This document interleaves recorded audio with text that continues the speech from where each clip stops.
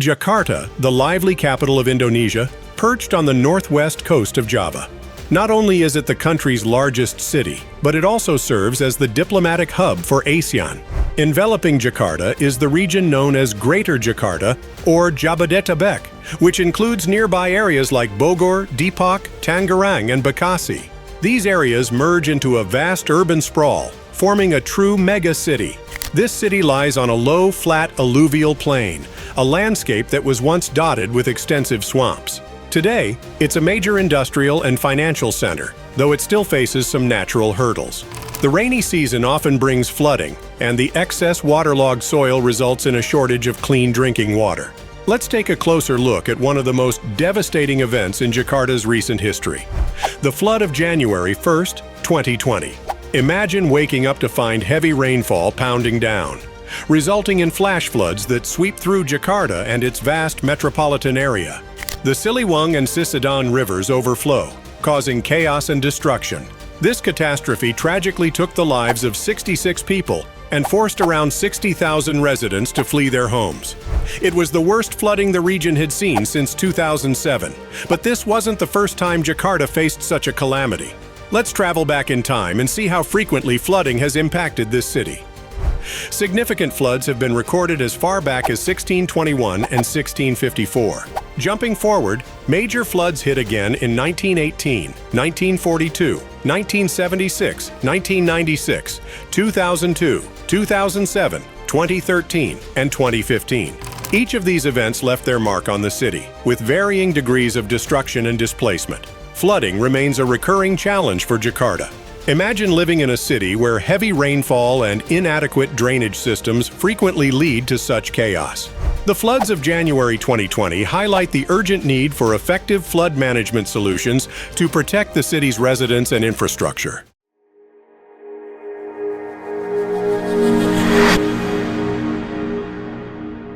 Recently, an Indonesian minister emphasized Jakarta's environmental vulnerabilities by revealing a pressing issue. The city is sinking at a rate of up to 25 centimeters per year, accompanied by annual tidal flood surges of up to 200 centimeters. Experts have raised grave concerns about Jakarta's future, predicting that if current trends persist, up to one-third of the capital could be submerged in water by 2050. This alarming projection underscores the severity of Jakarta's sinking crisis.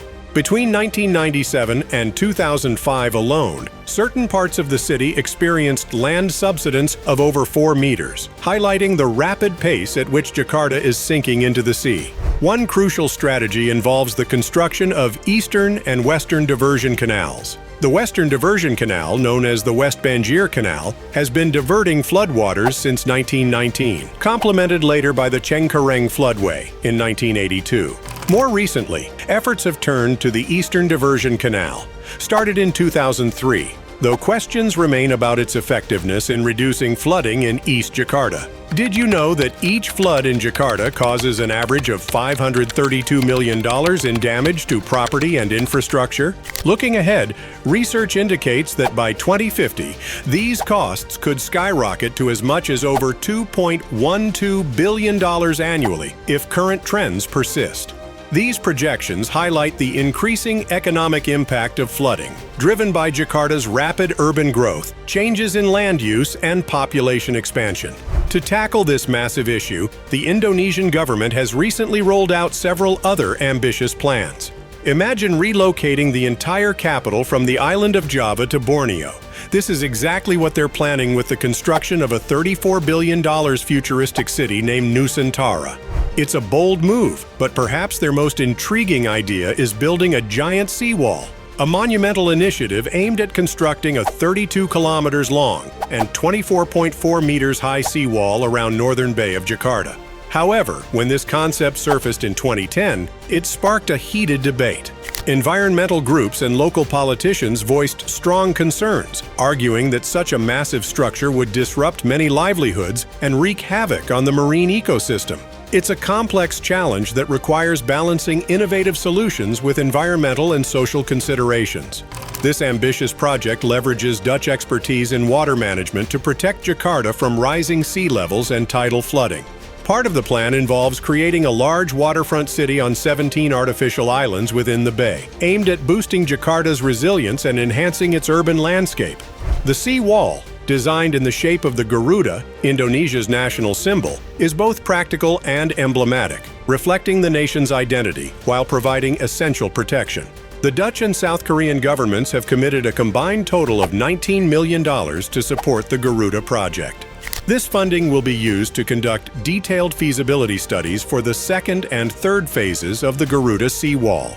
These studies are essential for evaluating technical feasibility, environmental impacts, and economic viability, ensuring the successful implementation of this ambitious infrastructure initiative in Jakarta. According to Indonesia's Coordinating Minister for Economic Affairs, Erlangga Hartarto, the project is envisioned to unfold in 3 phases spanning beyond the year 2040. The initial 2 stages alone are expected to necessitate funding amounting to $10.5 billion, reflecting the scale and long-term commitment required for such a significant infrastructure endeavor. He further mentioned that multiple investors are interested in funding the project, which is slated to be developed under a public-private partnership scheme. These immense walls will span the east and west sides of Jakarta Bay. The ambitious giant seawall project isn't just about flood protection, but a visionary urban development initiative.